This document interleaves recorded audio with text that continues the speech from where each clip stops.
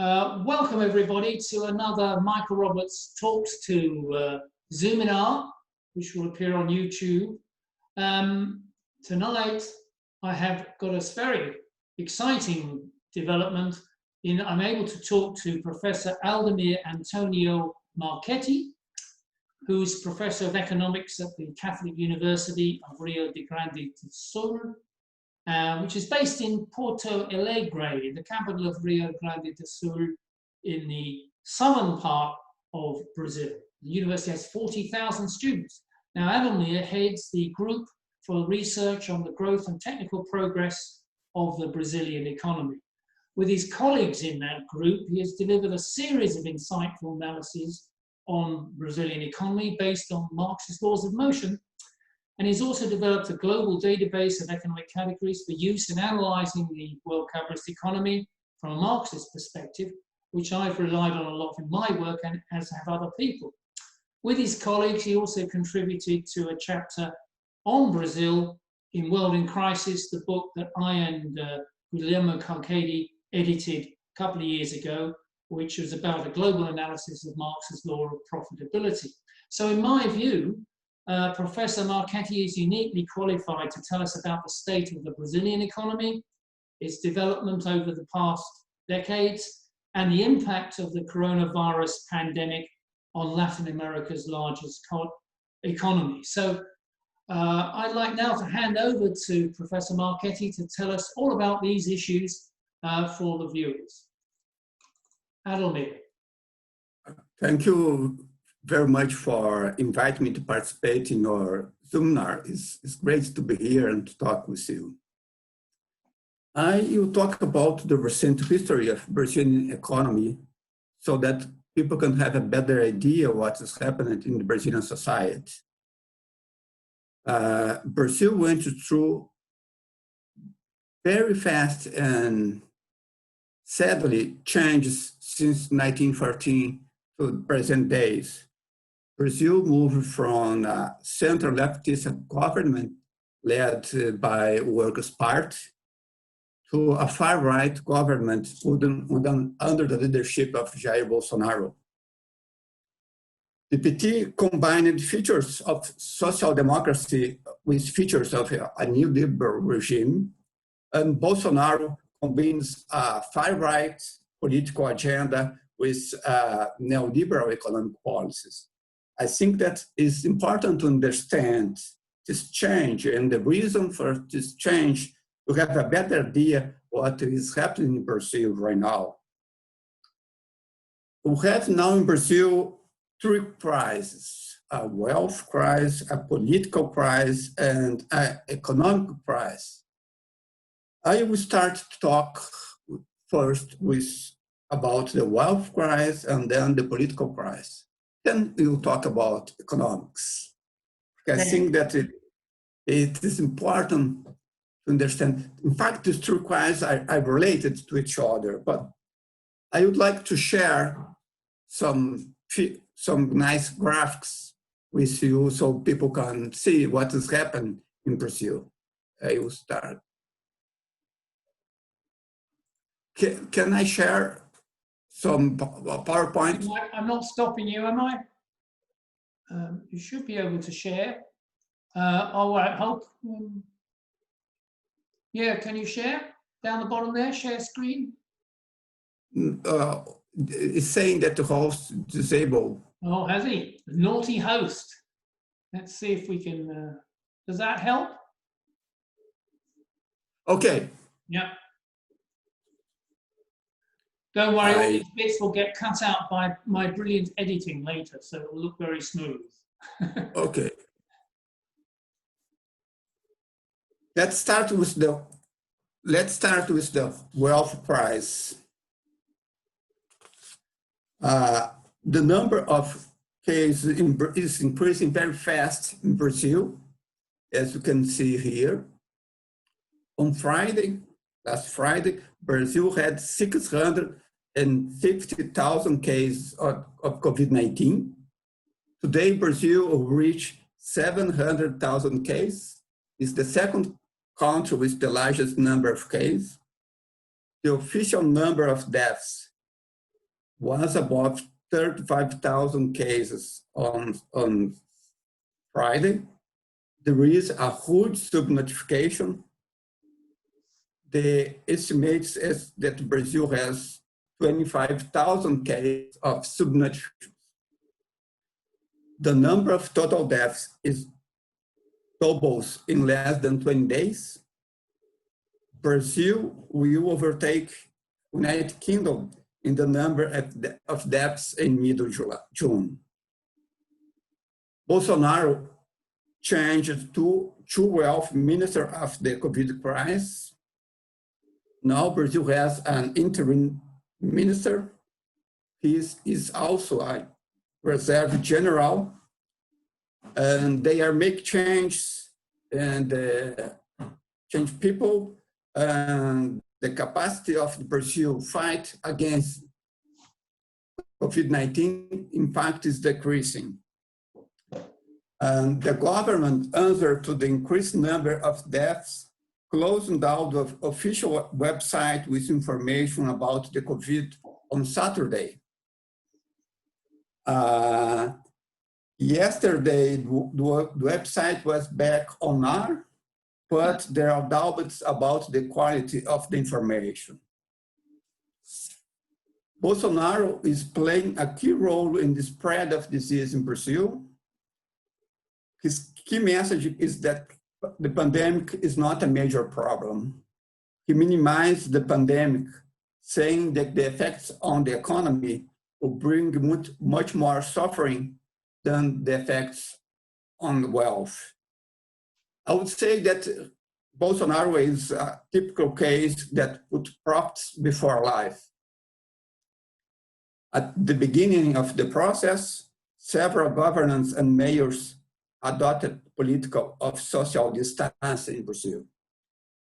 Bolsonaro minimized the impact of the coronavirus, saying that it was just a little flu and that few people will die. Now he urges governments and mayors to resume economic activities, reducing social distancing. There are important regional differences in Brazil.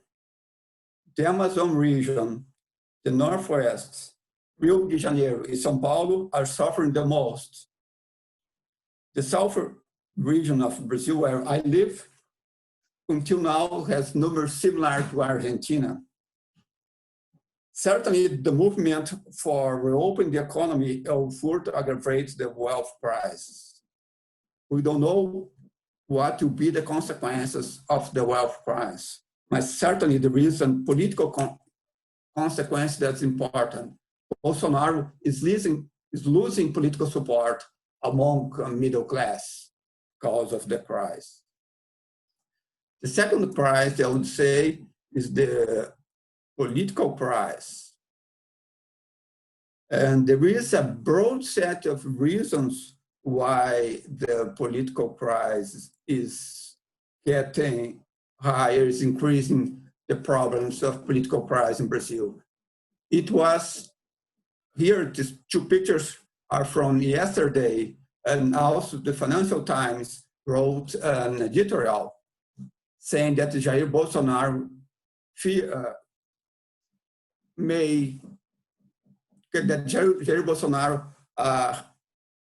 implies problems for the Brazilian democracy. And also there are people that are supporting Bolsonaro. Well, we have different reasons for the political crisis. The first is the health crisis. As I said before, a lot of middle class sectors are seeing Bolsonaro as a component of the problem.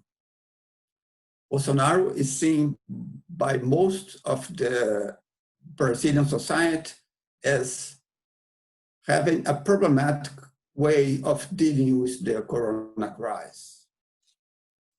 The second component of the political crisis is that Jair Bolsonaro has a far-right government, and he has attacked different social groups and institutions that span a huge spectrum of the Brazilian society.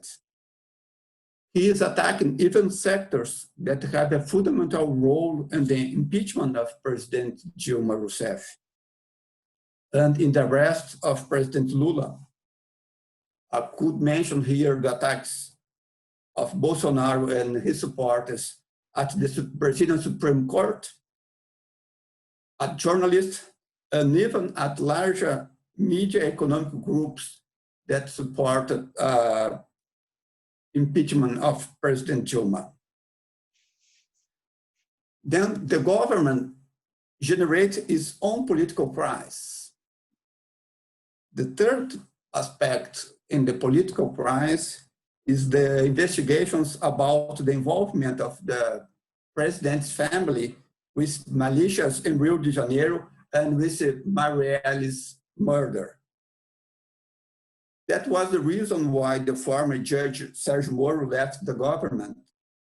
Bolsonaro was pressuring Moro to defend the interests of his family. Moro was the judge who persecuted, condemned Lula, and then became the Minister of Justice of Bolsonaro. The next reason is that right now we have investigations into the use of the fake news during the elections that could lead to cassation of the Bolsonaro ticket. And then you have new elections if it happens this year. If it happens next year, the Brazilian Câmara of Deputados will elect a new president indirectly. And then we have the reduced economic growth that I will talk later. It's important that there is a large number of people who considers that the economy is going on in the wrong direction. And the number of people that answered the question saying the economy is going in the right direction is decreasing. There is also an increased polarization between government supporters and the growing opposition. Yesterday, we have several demonstrations in many Brazilian cities organized by the opposition. This is a novelty. Until a few weeks ago, there were only rallies supporting the government. It's important because the opposition is back on the street, even with the problem with the COVID. There are right now above 40 requests for impeachment registered in the National Congress. However, Bolsonaro has the political support of 25% of the Brazilians, including the largest portion of Brazilian bourgeoisie, in particular the financial sector and agribusiness, the military and the state policies, sectors of the judiciary power, and the ultra-right social groups organized on the internet. Here we can see that there was a strong increase and people that evaluate the government as bad, going from around 20% in January 19 to 50% right now. The number that people that considers the government good decreased from 40% to 25%. A very big change. Yes, a big change. And now I think we have three possibilities related to this political question. There is the possibility of impeachment. In my view, the impeachment will depend on a series of circumstances that are not present at the moment, but it may happen in the future. Depends what will happen with the wealth price and the economic situation. A dictatorship, Bolsonaro can attempt a coup and become a dictator. I believe that these two possibilities have low probability at the present stage in Brazilian society, I believe that there is a higher probability to maintain the current political situation. And you see the opposition divided in two groups. One group more the center left with a social democratic program under the leadership of the Works Party. The other group is from center to right with a neoliberal and more democratic program, more similar to what happened in Brazilian society in the 90s. Then Brazil will have election in 22, and the three groups may win the elections. Even Bolsonaro had political support to win the election in 22. Let's see what will happen. It will depend a lot on what will happen in the economics. Adalmir, what percentage between the social democratic left, the liberal democratic left, and Bolsonaro do you think? Is it 30-30-30? I believe so. Yeah. Yes, more or less this. And then you have what will happen. It will depend a lot of what the economy and the size of how many people you die, the consequence and the wealth. Right. Because in some Brazilian cities like Rio de Janeiro, São Paulo, is getting have a large number of people are getting sick and they start and die. Then we are in the middle of the process yet. Yeah. Let's look at what now to the say the third and most important crisis if you look to the middle and long term. That is the economic crisis. Here is unemployment crashing the works. And here is the capitalists putting fire in the workers' rights. Right. Here is this figure that I think that's important to take a look. I have here the GDP growth rate in Brazil from 1948 to 2020. Now, it's expected that 2020 Brazilian GDP will shrink by 7%. You can see here, I tried to put here what happened in the old economy. Yeah. The golden age until middle 70s, neoliberalism, and then after 2008, the rise of neoliberalism. And below here, what was happening in the Brazilian economy. Here, during the golden age, you have the developmentalists. Brazil was able to grow at an average close to 7%. During the neoliberalism, Brazilian economy grew at around 2.5% per year. Mm. During the PT administration, Lula and the first Dilma government, there was an increase in the growth rate. Yeah.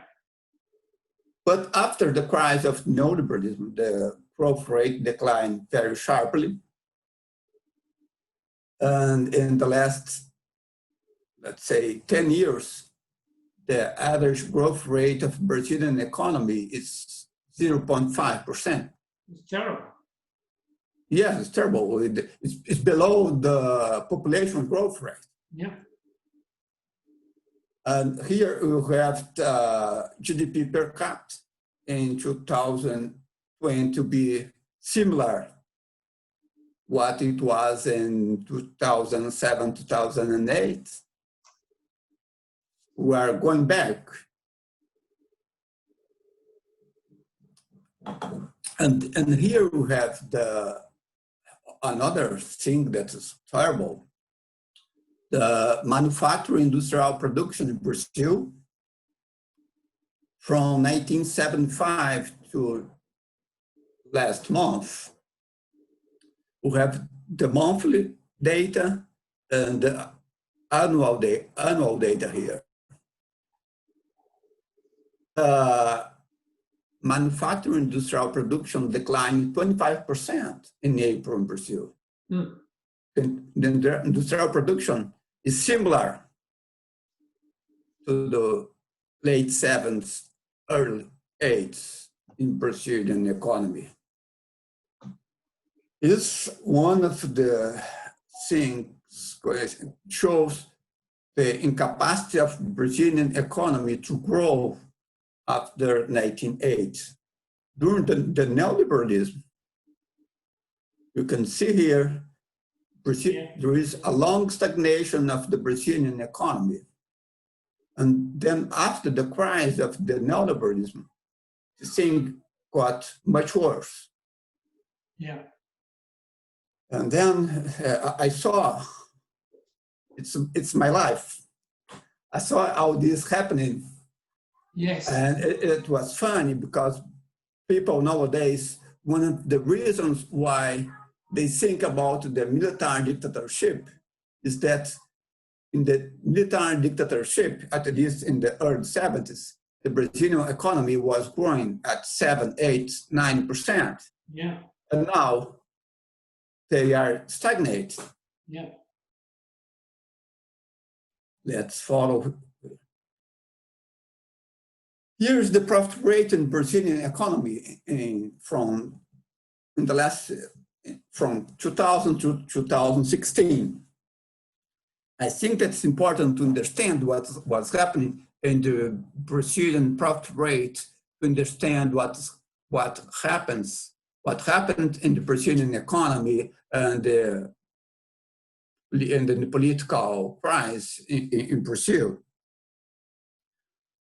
After the 2007, there was a decline in the profit rate, a strong decline in the profit rate.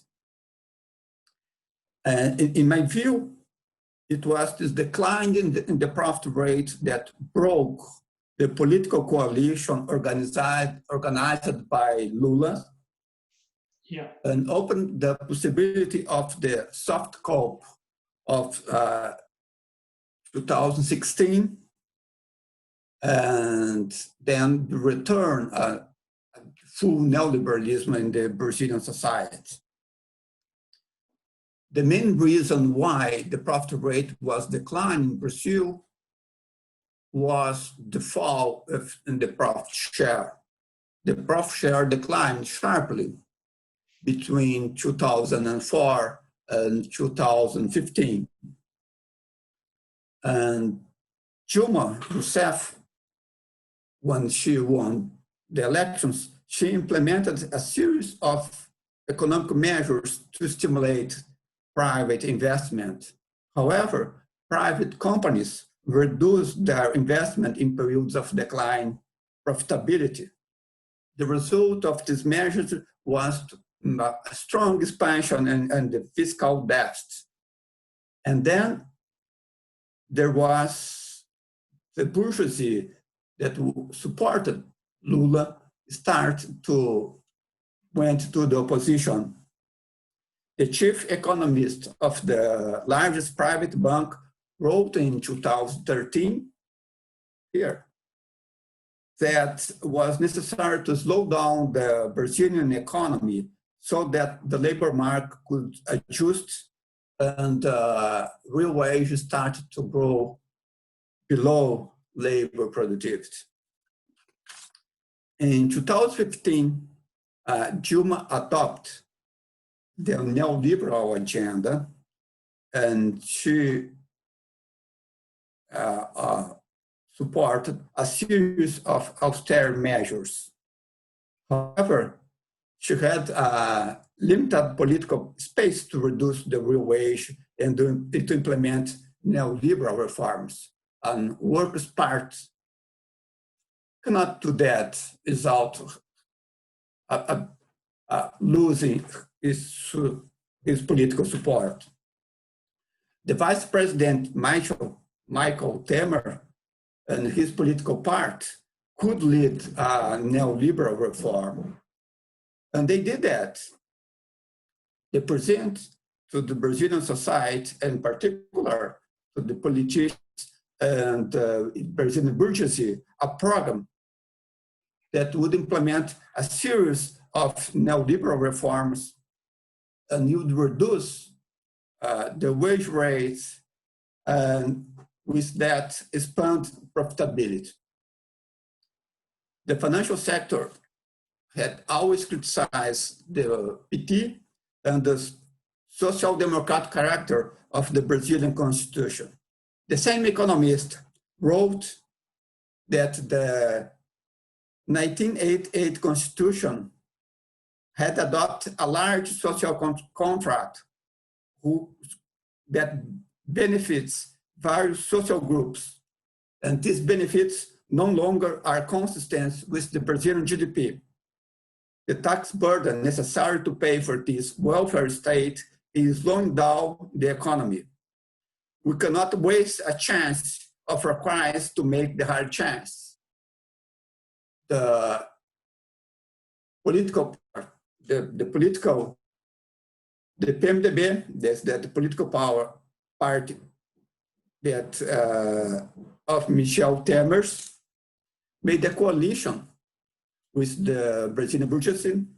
They did the soft cope, and they started to implement a series of neoliberal reforms that changed the labor legislation, privatized enterprise, opening the pre-salt oil reserves to international capital, and limited the social expense. Bolsonaro was elected in this contest, and he was elected with the goal of expanding the neoliberal reforms. Bolsonaro implemented a pension reform, further there was a flexibilization of the labor market, a program of privatization was implemented, and there was a reduction of the welfare state and social rights in Brazil. Temer and Bolsonaro, in terms of political economy, are not different. No. Both are neoliberal that want to restore the profit rate. However, the results in terms of economic growth were disappointing. And it was in this context that the coronavirus reached Brazil. And there is a contradiction between a neoliberal government and the need for state intervention. I think that this contradiction, the Bolsonaro government has been incapable of dealing with this problem. And because the government at the same time tried to do something, but you know, like the neoliberal spirit, it is associated with the government, pushes the government down. The government adopted a series of fiscal and monetary measures to reduce the impact of COVID in the economy. But the problem is that the amount of money that they are putting in the economy is not enough. And they want to return as soon as possible to normal life. This contradiction is key to understand the limits of the Bolsonaro government to deal with the crisis. As a consequence, the Brazilian GDP will decline 7%. Unemployment rate may reach 18%. The wage bill may decline 20%. In April, the manufacturing industrial production declined 25%. Very probably, Brazil will keep going at very low growth rates after the COVID crisis is solved. Yeah.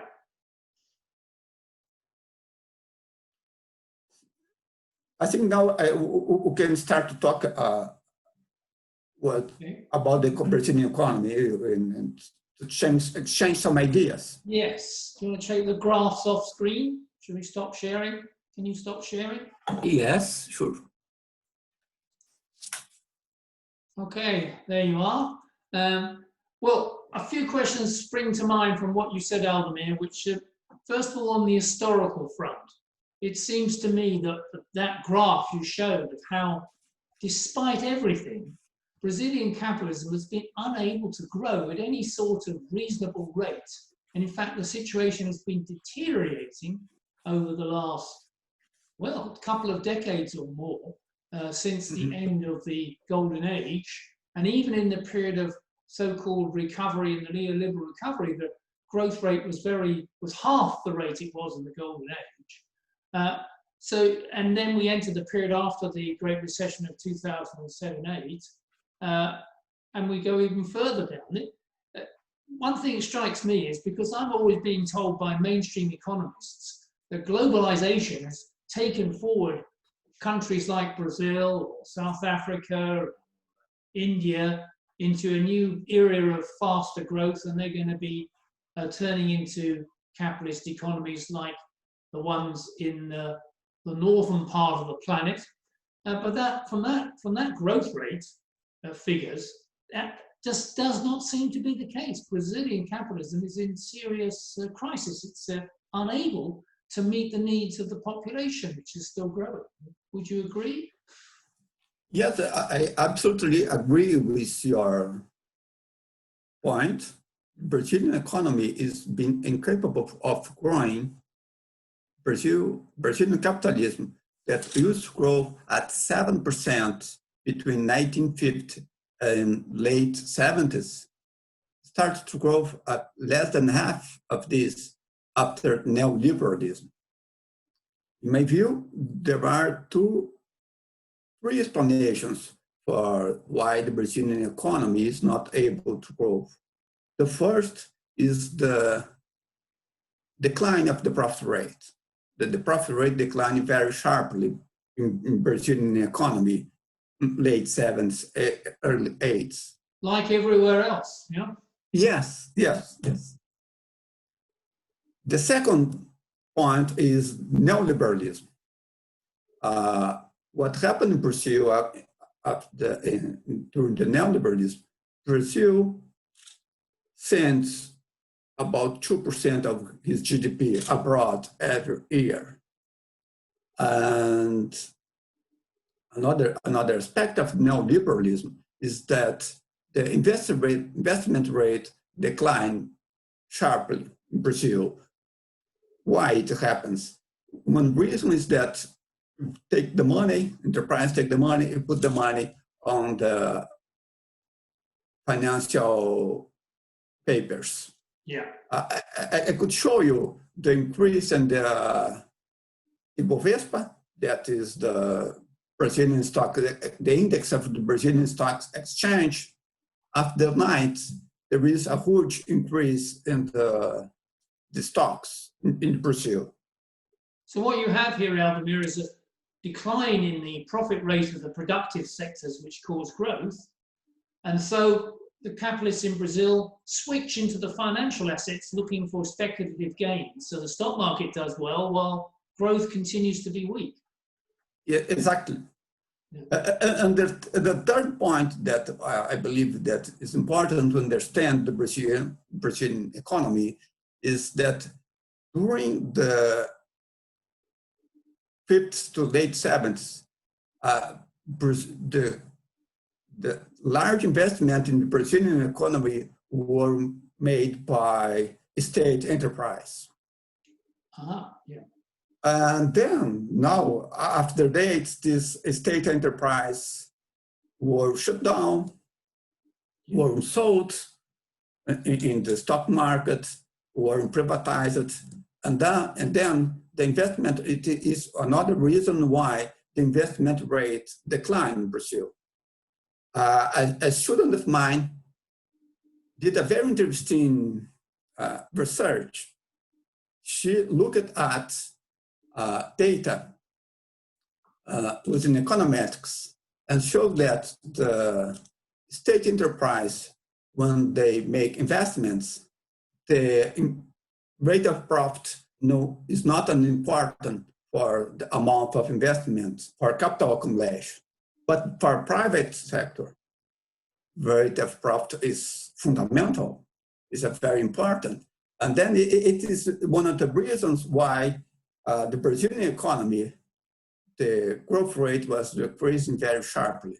The enterprise, Brazilian, the large state enterprise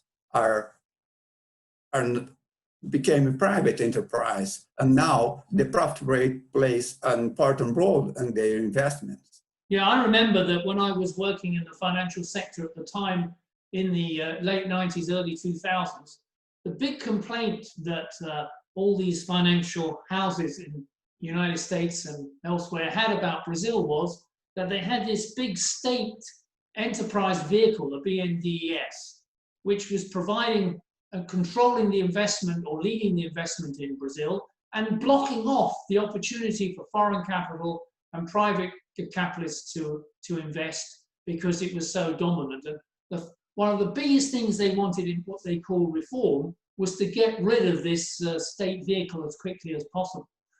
So I assume they succeeded. It's an interesting aspect, the BNDES in Brazil, that is very important.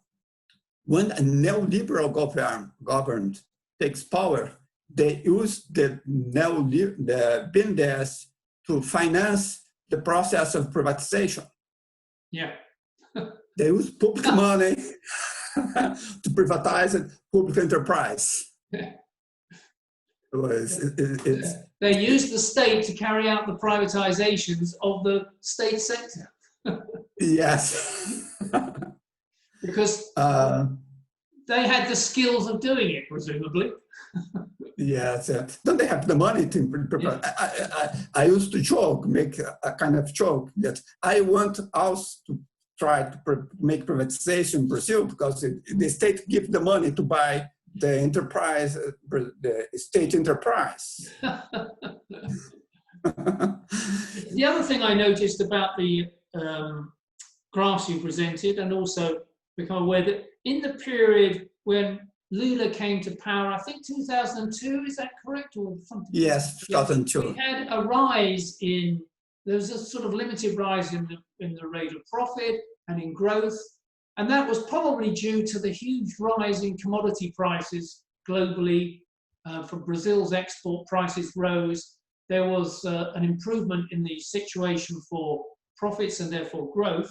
But after the Great Recession, then the commodity price boom collapsed. And so in the second period of the Workers' Party presidency and government, it was a much more difficult position. They weren't able to both pay higher wages and better social benefits and give profits to the capitalists. There was an increased conflict between the two, which of course was only resolved in one way, eventually by getting rid of the workers' presidency altogether. It's exactly what I see. In the 2000, 2003, China was starting to buy hugely, and the price of commodities went up. Yeah. And Brazil was able to, and Lula was able to use this to pay high wages, to pay the social contract, and even to increase profits. And also, at that moment, I believe the Keynesian economic policy that Lula employed also helped, because the level of capacity utilization in Brazil was very low. Right. In 2008, 2009, the price of commodities started to fall a little bit. And also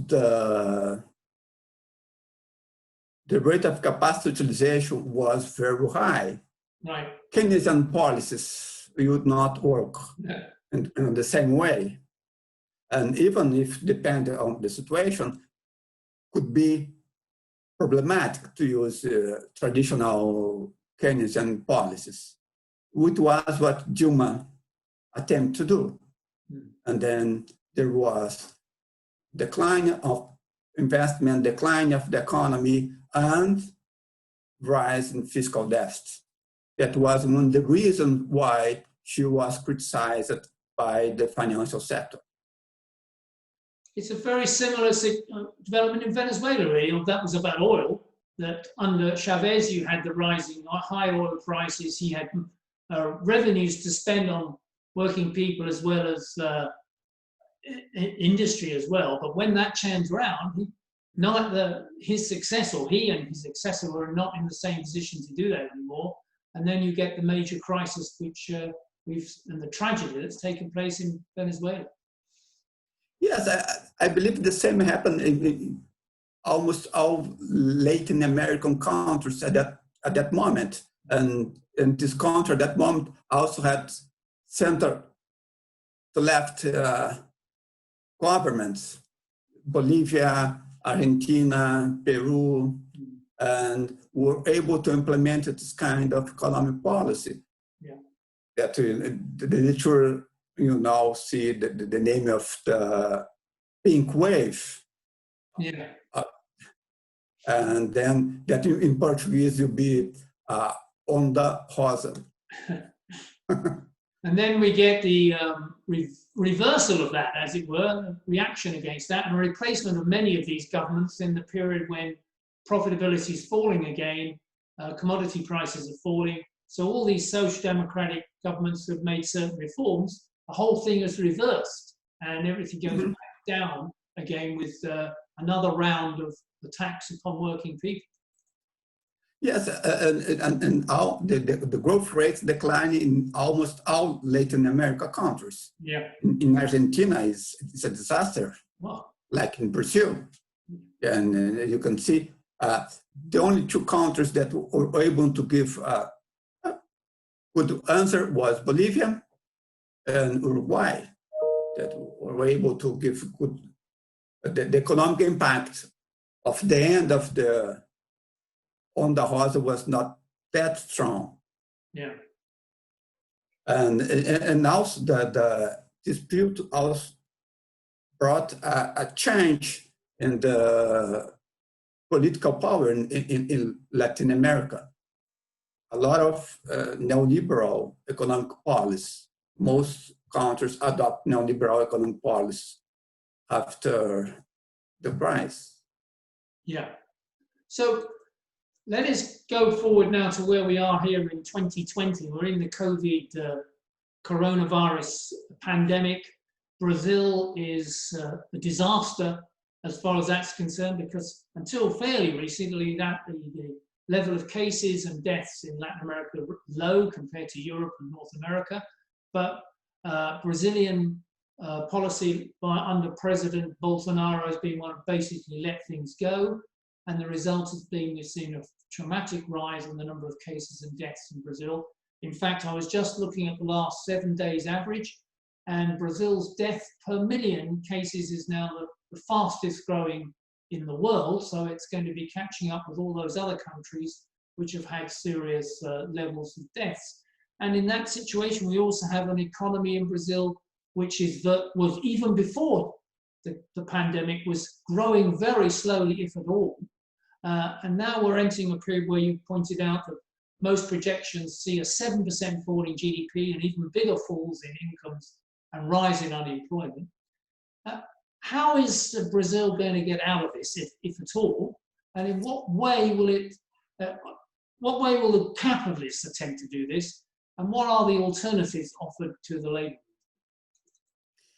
Yes, it was the difficult question. Yes, it is a difficult question. I don't know the answer. I don't expect you to provide one.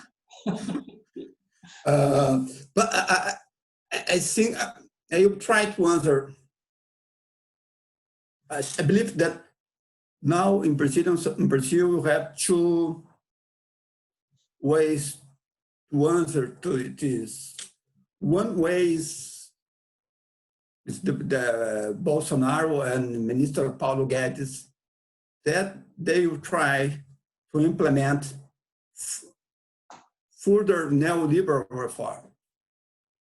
And I think that these reforms will make the economy to slow down much bigger, and Brazil will grow at reduced growth rates for the near future. And then there is another possibility, is that some kind of social democratic or more state-oriented political economy you be able in some way, in some political way, that I don't know how. And then Brazil will start to have higher growth rates.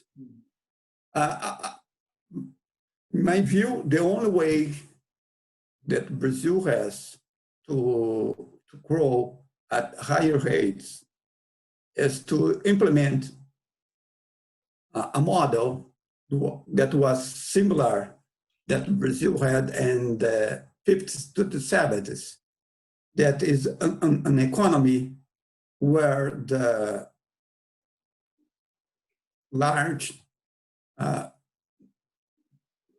state enterprise, you have a bigger role in capital accumulation. Yeah. Something similar that China is doing. Yes, yes. Yeah, Where in effect, the law of value is curbed, the need for profitability is curbed in relation to actually investing and planning for the economy's improvement and also for social need. But that's going to require quite a change in the nature of Brazilian society. First and foremost, it would seem to me that you're going to have some recovery and revival in the intensity of the labor movement in trying to achieve that political change. Is there any prospect of that? The Brazilian left lost political support in Brazilian society heavily in last decades. The Works Party was very important and still is important, but in some way, a new generation of leftists must lead the way, so that I think that you take some time for a new leftist part arrive in power. And for many reasons, one of the reasons is that Brazilian left is very disorganized right now and very fragmented. And I can assure you that applies to many countries, not just Brazil, unfortunately. Yes, I think that the left has to rethink. Yeah. For example, until recently, the left was losing, for example, the debate on the internet. Yeah. It is one of the reasons why it's very important to have people like you that are doing this job, and a very important job, and to bring to young people worldwide a view that is very different from the view that you find on the newspapers, on the general debate. It's the purpose of the exercise, as far as I'm concerned. I'm trying to, because I'm too old, but the new generation, I'm hoping that you and me and others can bring forward what we've learned from Marxist political economy, but also what's going on historically in the economy, so that people can learn from that, what we've learned, so that they can have a better understanding of what to do. Because it's one thing to analyze something, we analyze it from the point of view of trying to learn better what to do to make it a success and avoid the mistakes of in the past. Yes, it was one of the problems with the left in Brazil. The left in Brazil used to be very close to the poor population and try to organize the poor, organize the workers, and very close to the different movements of Brazilian society. After the PT won the government, in some way, most of the left was thinking on politics, on how to go to the government, how you have to run the government, and this closer relationship that the left used to have with the poor populations, the labor movement, was broke. Yeah. And then now you have to start again in some way from this movement. I think that's important. And also it's important that new leaderships will be discovered in this process. They will, and also the question of democracy is another important question from the left. The leftist political party must be very democratic. Yeah. I think that it's an important question. Well, thanks, Adalmir, very much for your analysis of what's happening in Brazil at the moment. In one way, it's rather depressing and shocking even when we see the graphs and the figures you presented. In another way, we can only hope that we will learn some of the lessons from looking at the analysis of the economy that you presented for us understanding what to do and get the labour movement moving again in Brazil and elsewhere. So I'd certainly like to thank Adalmir for coming on and talking to me about this. I don't know if there's anything else you want to say before we finish, Adalmir? Yes, I'd like to thank you for inviting me. What happens with the Brazil is it's a kind of sad. I saw how this thing happened in Brazil, and as an economist, I feel kind of sad. But as you know, the future is always ahead, and you have to be optimistic about the future. Yeah. Okay, thanks very much. Don't go away.